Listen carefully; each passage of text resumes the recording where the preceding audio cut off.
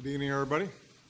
Let me begin by thanking President Xi and the people of Hangzhou and China for the hospitality in hosting this G20 summit on the shores of beautiful West Lake.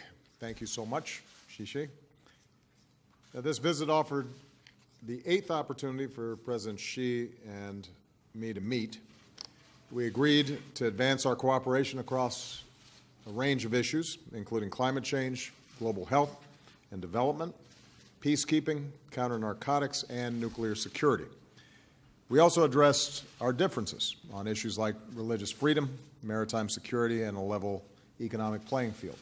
But we did so in a clear, candid, direct, and I think constructive way. That has helped us to manage problems, and it's consistently helped us to improve relations between the United States and China. This has also been my 10th and final G20 meeting. It goes by fast. And so before I take your questions, let me put into context what we've done over the course of all these G20 meetings. And I think back to April 2009, when hundreds of thousands of Americans were losing their jobs and their homes and their savings each month, and unemployment was on its way to 10%. Around the world, for the first time in a generation, the global economy was contracting, trade was shrinking, and the international financial system was nearly frozen. By several key measures, the global economy was on a worse trajectory than it was at the outset of the Great Depression. But the size and the scope of the crisis was not what made that London G20 historic. What made it historic was the speed and magnitude of our collective response. One nation couldn't solve the problem alone, so together, developed and developing nations alike took a comprehensive and unprecedented set of actions to prevent another depression and set the stage for recovery. Most important was to create jobs and growth by stimulating demand across our economies, and America led the way. By then, in just my first 10 or so weeks as president, we had already passed the Recovery Act, set in motion plans to rescue our auto industry, stabilize our banks, jumpstart loans to small businesses, and launch programs to help homeowners refinance and stay in their homes. And our G20 partners would follow with similar actions. To stabilize the global economy, we rejected the protectionism that could deepen the crisis. We cooperated to keep markets open and trade finance flowing, and bolstered the international financial system's lending capacity to respond to countries that were hurting the most.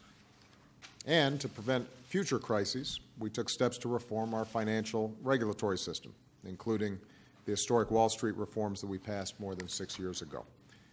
Now, these were the actions we took in 2009. They were actions that prevented another depression and created conditions for the global economy to grow by more than 25% over the past 7 years.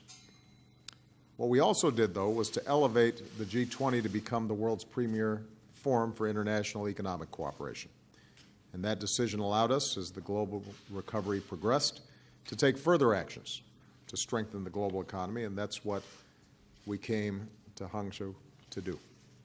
We've had long debates over the years about the best ways to promote sustained growth, but America's voice in the G20 has always been one of bold action, and that stance has been backed up by our economic performance. Since job growth turned positive in early 2010, America's businesses have created more than 15 million new jobs. We've cut the unemployment rate in half, and so far this year, wages have risen by almost 3%, which is much faster than the pace of inflation. But one of the things that we learned through the G20 process is that more than ever, our economies are interconnected, and we've got more work to do together to keep the global economy growing. We have to do more to grow wages faster, to shrink inequality faster, to give everybody a shot at opportunity and security in a changing economy.